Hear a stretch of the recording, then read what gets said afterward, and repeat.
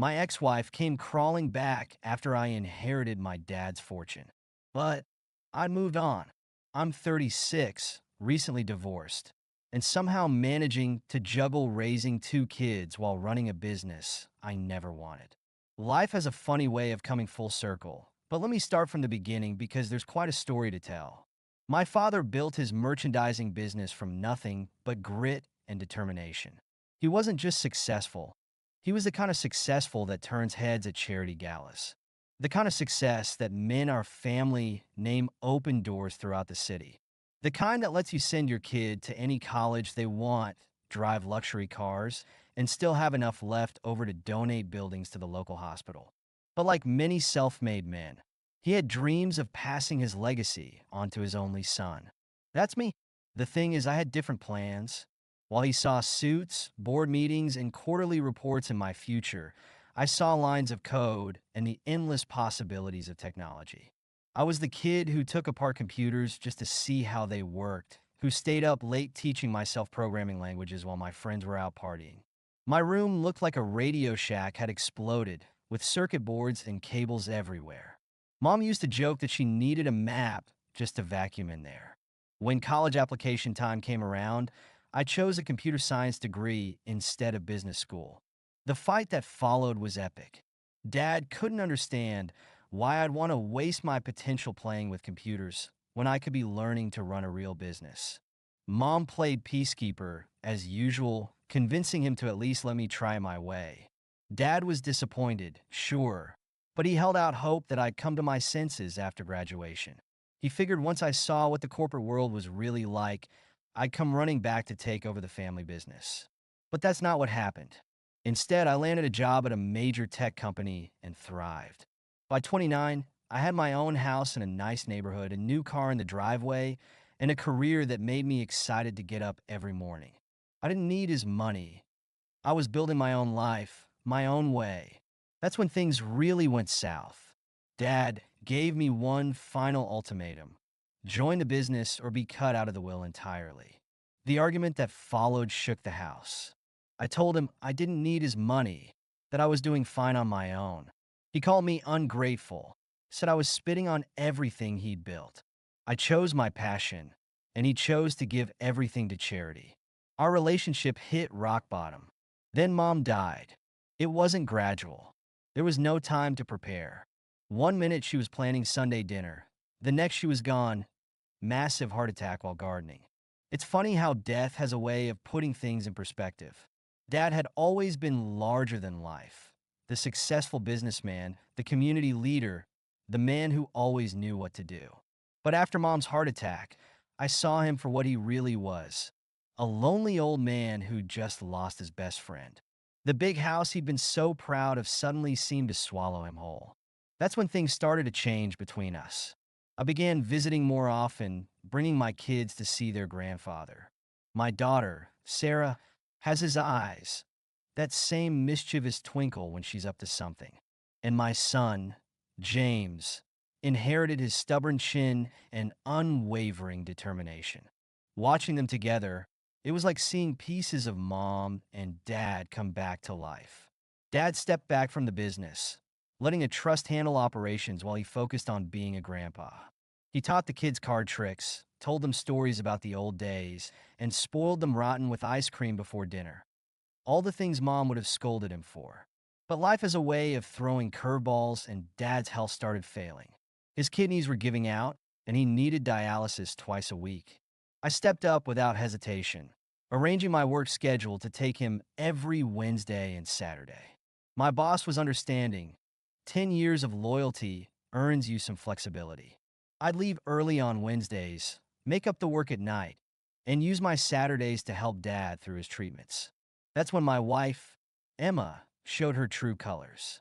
She'd never been Dad's biggest fan, especially after he cut me out of the will. But when I started taking him to dialysis regularly, she completely lost it. Every Wednesday and Saturday became a battleground. She deliberately planned events I couldn't miss, leave me alone with the kids when I had work to finish, or pick fights that would last into the early hours of the morning. "Why are you wasting time on him?" she'd demand, hands on her hips. that familiar look of contempt crossing her face. He cut you off. He doesn't care about you. He's just manipulating you again. But that's not how family works. You don't abandon your father just because he's not leaving you any money. You don't walk away when someone needs you just because there's nothing in it for you. I yelled back. Those twice-weekly drives to dialysis became precious time together. We talked about everything and nothing. His childhood, my work, mom's terrible cooking that we both pretended to love. Sometimes we just sat in comfortable silence, two stubborn men finally learning to understand each other. I tried explaining this to Emma, but she couldn't or wouldn't understand. Her own family treated relationships like business transactions, always keeping score of who owed what to whom. Maybe that's why she couldn't comprehend doing something simply because it was right. The final straw came when Dad's condition worsened. He could barely walk anymore, needing support just to get from his bed to the car. I started taking more time with him, making sure he was comfortable, driving slower to avoid jarring his fragile body. This meant I was getting home later, and Emma's patience ran out. "Choose," she said one night, standing in our bedroom doorway with her arms crossed. "Him or me?" My response was immediate. Him. The look of shock on her face would have been comical if it wasn't so sad. She honestly thought I'd choose her manipulative behavior over my dying father. She packed her bags that night, slamming drawers and muttering under her breath about how I'd regret this. A few days later, divorce papers arrived. To my surprise and relief, she didn't want custody of the kids. Her mother later told me Emma was too young to be tied down with children. Some mother, right? The woman who'd cried through both pregnancies about how blessed she was to have children was now abandoning them without a second thought.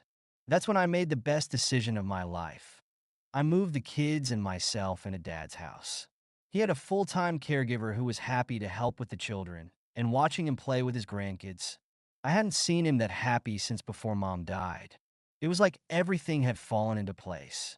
The kids thrived in the big old house. Sarah claimed Mom's old sewing room as her art studio, covering the walls with drawings of our family, always including Dad in his favorite armchair.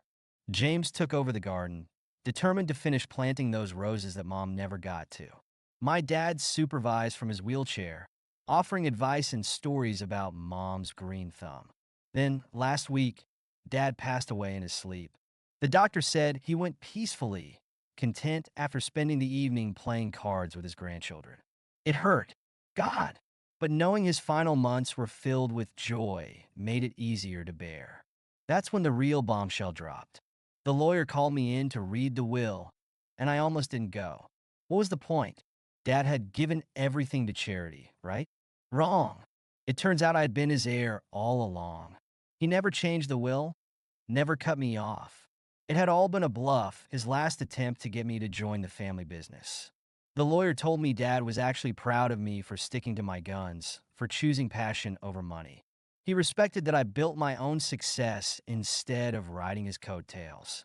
"Your father told me it was the moment he knew you'd be all right," the lawyer said. "That you had the strength to stand up for what you believed in, even against him.